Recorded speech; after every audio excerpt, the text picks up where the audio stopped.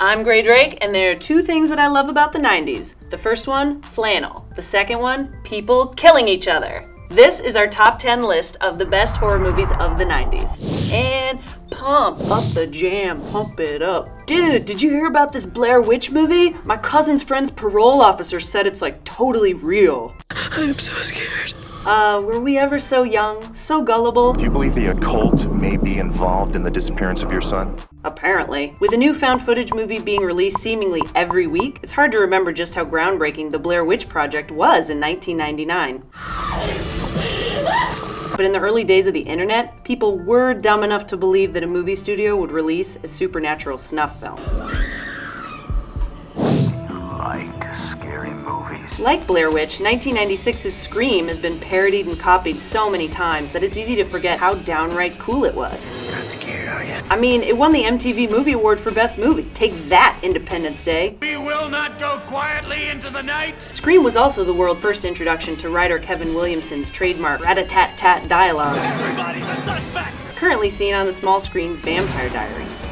Speaking of, They don't turn into bats. Crosses don't work. You want to kill one? You drive a wooden stake right through his heart. following in the footsteps of fellow master of horror Wes Craven, Vampires was John Carpenter's attempt to get all 90s and self-reflexive. Though Craven was clearly onto something when he stocked his movie with young, beautiful people. James Woods and whichever Baldwin brother that is just do not have the same sex appeal of the teen Scream Queen. Oh my baby. Or Matthew Lillard. I'll be right back. Meanwhile, nobody does sexy like Ron Perlman. Yowza! In 1993, Cronos introduced the world to future master of horror Guillermo del Toro. It also introduced the world to the Cronos device, which grants eternal life in the creepiest of ways. This movie has it all: coffin burning, blood licking, bloody smiles, and a lesson on the dangers of drowsy driving. But honestly, it can be dangerous to even sit in a car.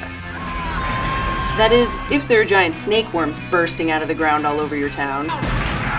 1990's Tremors proved once and for all that that dude from Footloose, the dad from Family Ties, and Reba McEntire could kick some serious... Wait, what are these things again? Megaworms or suckers or suckoids. Suckoids meant something really different where I come from.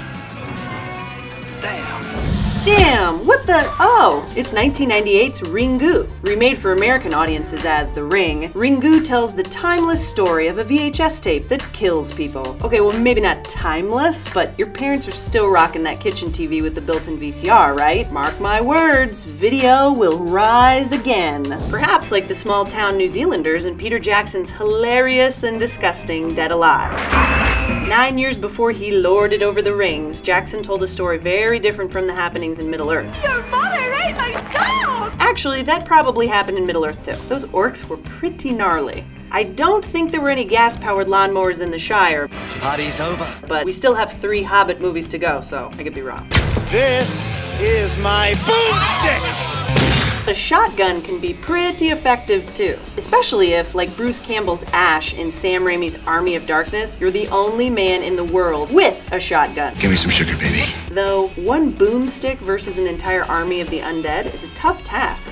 Oh, that's gonna hurt. Especially when your ex is involved. You found me beautiful once. Honey, you got real ugly. In 1990's Jacob's Ladder, Tim Robbins plays another man haunted by the past. Vietnam vet Jacob struggles to figure out what is real and what isn't. Who are you? I can block the ladder.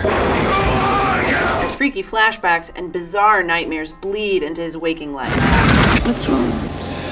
It's just one of those days. Fatal Attraction director Adrian Lyne makes going in for back surgery even more unpleasant than previously expected. Where are you taking me?